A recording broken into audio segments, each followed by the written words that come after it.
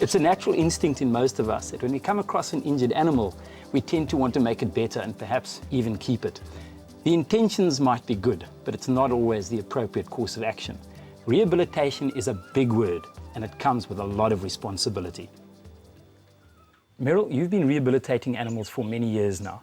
Is it easy?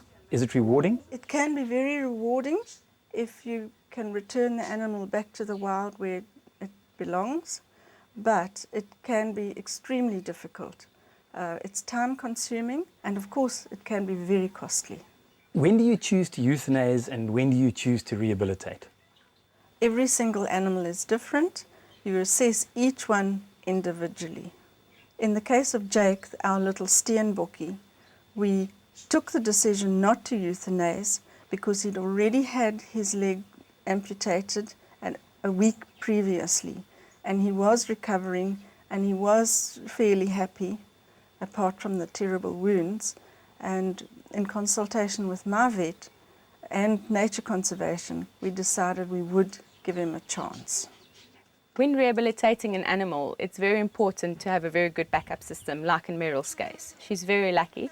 I'm part of a 4-man practice, and we are always on call. So when Cape Nature, in most cases, delivers an animal to her, she will assess it, and if needs be, she will bring it through to us.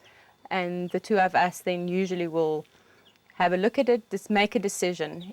What we're attempting to do is just to give Jake sort of a little bit of a helping hand so that he doesn't put all the pressure on the bottom of his little stumps.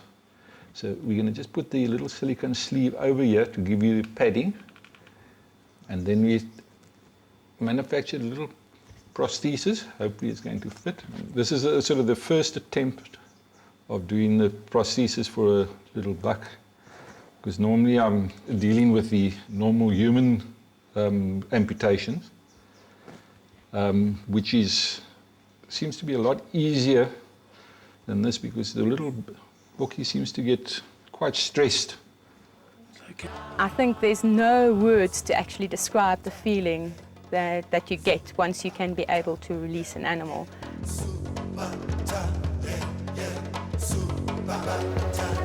Not every animal can be truly rehabilitated. True rehabilitation is ultimately getting the animal back into its natural environment. That means no bonding, no imprinting. So we need to ask ourselves the question, who's really benefiting from our intentions? Our planet is just a dot in the universe. We are just dots on our planet.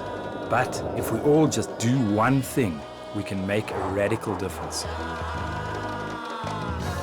Well, the great news is that little Jake the steenbokkie is doing really well on his new legs. For this week's dot, something different. Winter's coming. Instead of cranking up the heat, crank up your layers of clothing. Do one thing and save energy.